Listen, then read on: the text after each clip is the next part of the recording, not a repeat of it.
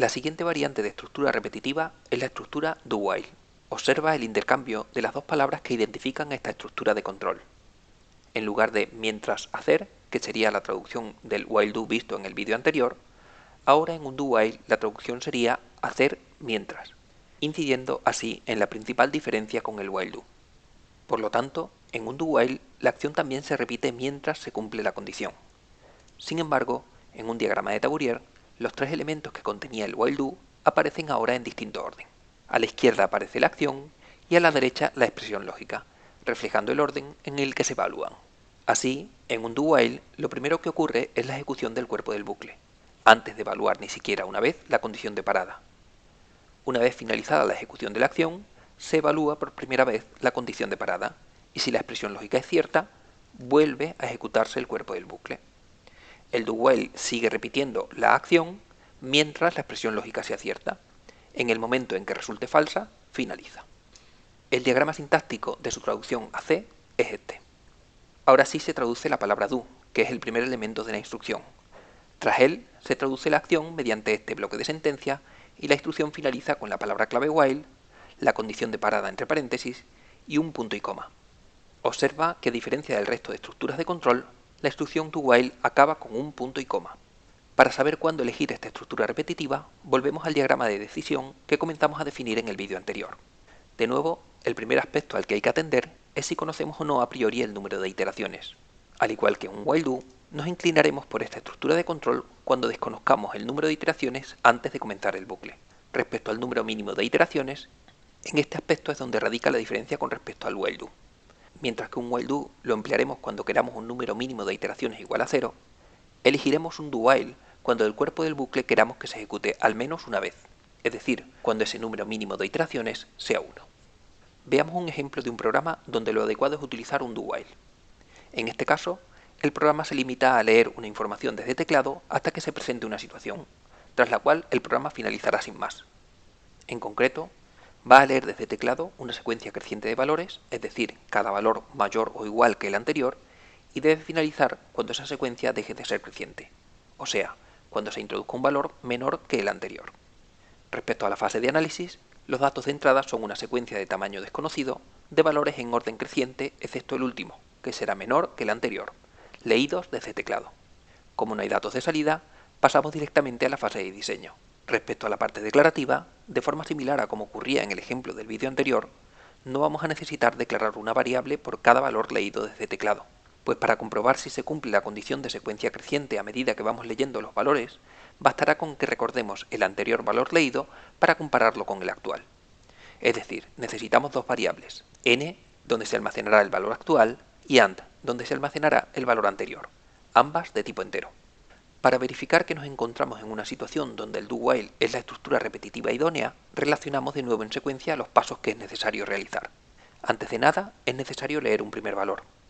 Ahora bien, como para poder comprobar si una secuencia es o no creciente necesitamos disponer de al menos dos valores, este primer valor debemos recordarlo como valor anterior y leer uno nuevo.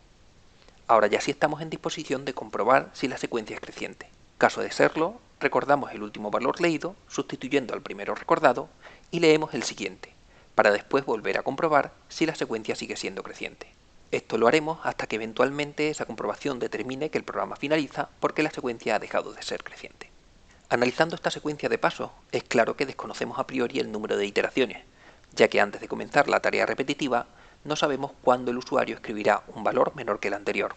Respecto al número mínimo de iteraciones, si de nuevo eliminamos de la lista de pasos la condición de parada representada por la operación de comprobación, vemos que el cuerpo del bucle, recordar y leer, debe realizarse al menos una vez. Luego, como mínimo, habrá una iteración en el bucle.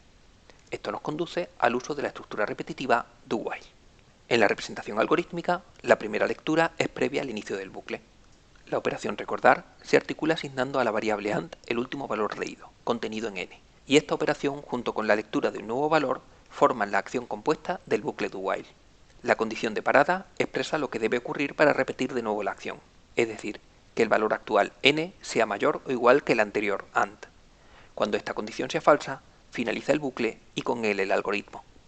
En la codificación, las líneas 12 a 18 traducen el bucle do-while, comenzando con la palabra clave do, seguido entre llaves por la acción compuesta y finalizando con la palabra clave while, la condición de parada entre paréntesis y un punto y coma. Vamos a ver el programa en el entorno de desarrollo. Para ello vamos a ejecutarlo primero de manera convencional. Nos pide un número, vamos a poner por ejemplo 3. Ahora nos pide un segundo número para poder comprobar si la secuencia es creciente. Escribo un 5, como lo es, nos pide otro número, voy a volver a poner un 5. Ahora voy a poner por ejemplo un 10 y para finalizar la secuencia creciente voy a escribir un 9 y vemos que el programa termina. Vamos a hacer ahora una traza, añado un punto de ruptura, nos pediría el primer valor, escribo un 3, en el entorno de desarrollo podemos ver que lo primero que hace el do while es ejecutar el cuerpo del bucle. Lo primero que va a hacer va a ser esta operación de asignación. Con esa operación de asignación, AND recibe el valor de n, que es el 3 que hemos introducido. Nos pide un segundo valor y ahora vamos a escribir un 5. Ahora se evalúa la condición de parada, n vale 5, AND vale 3, n es mayor o igual que AND, por lo tanto veremos cómo vuelve a ejecutarse el cuerpo del bucle. En esta segunda ejecución, AND toma el nuevo valor de n, es decir 5, y volvemos a leer un nuevo número.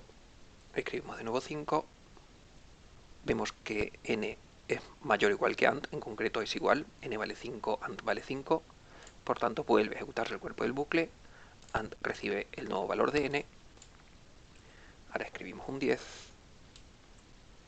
vuelve a ejecutarse el cuerpo del bucle, AND recibe 10 y ahora vamos a escribir un 9. Ahora ocurre que n vale 9, AND vale 10, por lo tanto no es cierto que n sea mayor o igual que AND. Como es falso, finaliza el bucle do while y con él el programa.